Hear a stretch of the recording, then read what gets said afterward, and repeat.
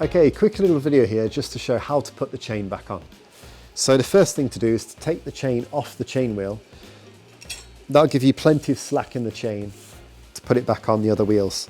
So the chain goes over this fixed wheel here, and then it goes over the wheel on the inside here, and then it goes underneath the wheel on the motor here. So wrap it around the motor like that. Then you can put it back on the chain wheel. And then finally, it's just this chain tensioner here. So rotate the arm all the way around, and then the chain goes underneath the chain tensioner arm, like that. There we go. And then just make sure it's on the chain tensioner. And there we go. So you can see it goes in this kind of like a W shape here.